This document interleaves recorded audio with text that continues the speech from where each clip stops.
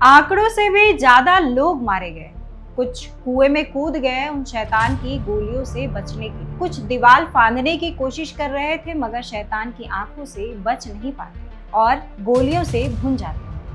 अगर ऐसा ही लंदन में हजारों अंग्रेज बिना हथियार के जमा होते और उन पर अंधाधुंध गोलियां चला दी जाती, तो क्या ब्रिटिश सरकार इसे भी कानून व्यवस्था बनाए रखने की कार्रवाई कहती और डायर को दंड न देती? इससे ये जाहिर होता है कि ये आधिकारिक गलती नहीं वरन अंग्रेजी शासन का असली चेहरा था।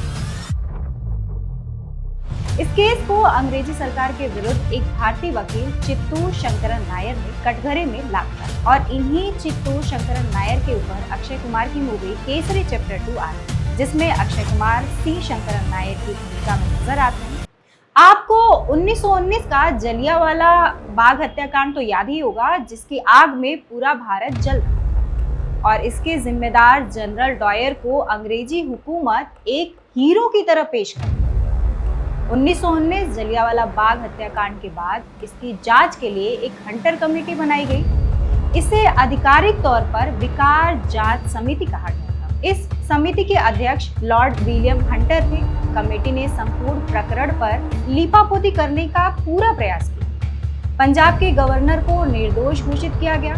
समिति ने जनरल डायर पर बोझ डालते हुए कहा कि डायर ने कर्तव्य को गलत समझते हुए जरूरत से अधिक बल प्रयोग किया, पर जो कुछ किया निष्ठा से किया, जिसके विरोध में सी शंकरन नायर, जो वायसराय काउंसिल में उच्च पद पर थे, वे पद से इस्तीफा दे दिए। इसके बाद वे मद्रास जाकर एक बुक लिखे, गांधी एंड एनार्की, जिसमें उन्होंने गांधी के असहयोग आंदोलन की बुराई की, लेकिन इससे मिर्ची लगी अंग्रेजों को, क्योंकि उस किताब में जलियांवाले बाग हत्याकांड का भी जिक्र करते हुए माइकल ओडायर को भी बराबर का जिम्मेदार बताया था, क्योंकि ये किताब मद्रास के पूर्व जज ने लिखी थी, जो वायसराय काउंसिल के मेंबर भी रह चुके।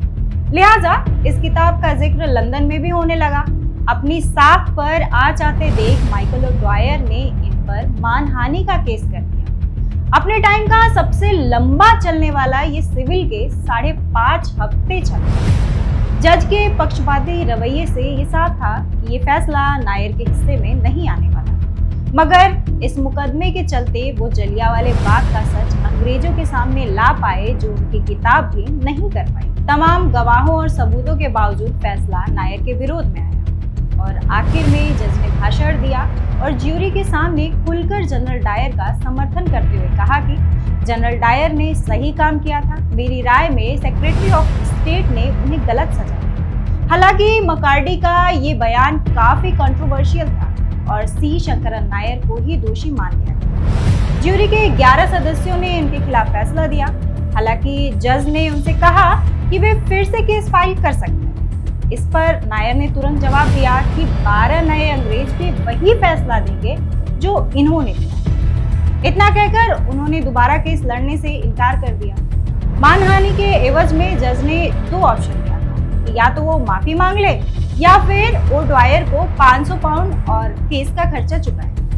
नायर ने जुर्माना देना चुना, क्योंकि उनके अनुसार जलियांवाला बाग हत्याकांड झुठलाया नहीं जा सकता और नायर की बात सच हुई। इस केस के चलते आजादी की लड़ाई और जोर पकड़ ली और लोगों को पता चल गया कि ब्रिटिश सरकार सिर्फ अंग्रेजों के लिए है। इसके बाद सितंबर 1928 में लंदन के नॉर्थ ब्रदरहुड चर्च में जनरल ओडायर को भाषण देने के लिए बुलाया गया। जैसे ही ओडायर खड़े हुए, लोग उनके खिलाफ विरोध के नारे लगाए, जिसके बाद उसे बिना बोले लौटना पड़ा। ताउम्र ओडायर जलियांवाले बाग कांड के सच से जूझता रहा। साल 1940 में एक स्पीच के दौरान सरदार उधम सिंह ने अपने पिस्तौल की गोलियां उसके सीने में उतार दी और जलियांवाले बाग का बदला पूरा किया।